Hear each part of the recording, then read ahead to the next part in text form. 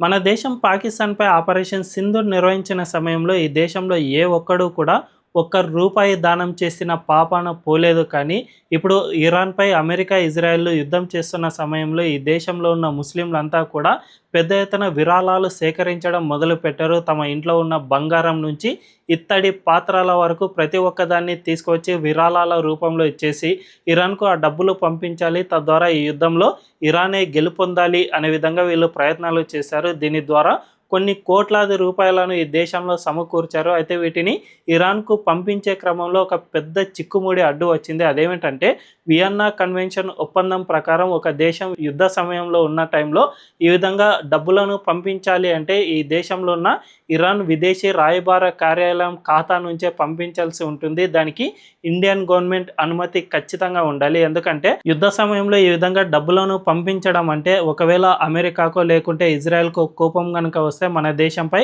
ఆర్థికపరమైన ఆంక్షలు విధించేందుకు సైతం అవకాశం ఉంటుంది. కాబట్టి భారతదేశ ప్రభుత్వం ఇందుకు ఓకే చెప్పాలి. అయితే ఇప్పటి వరకు మన దేశ ప్రభుత్వం ఇందుకు పర్మిషన్ ఇవ్వలేదు అని తెలుస్తుంది. తద్వారా వీళ్ళు సేకరించిన డబ్బులన్నీ కూడా మన దేశంలోనే ఉండిపోనున్నాయి. అంతేకాకుండా ఇప్పటి వరకు ఇరాన్లోని యుద్ధానికి సంబంధించి మనం మానవతా దృక్పథంతో మందులు, ఆహారం ఇటువంటి సరఫరా చేస్తూ ఉన్నాం. ఇవన్నిటికీ ఇప్పటి వరకు మన దేశ ప్రభుత్వమే ఖర్చు పెట్టుకుంది. కానీ ఈ డబ్బులు ఏవైతే సేకరించారో ఈ డబ్బులని ఈ మానవతా దృక్పథానికి ఇకపై నుంచి ఖర్చు పెట్టనున్నారని తెలుస్తుంది. తద్వారా మన దేశ ప్రభుత్వానికే డబ్బులు మిగిల్చారని చెప్పకనే చెప్పుకోవచ్చు. మరి ఈ విషయంపై మీ అభిప్రాయం ఏంటో కామెంట్ల రూపంలో తెలియజేయండి.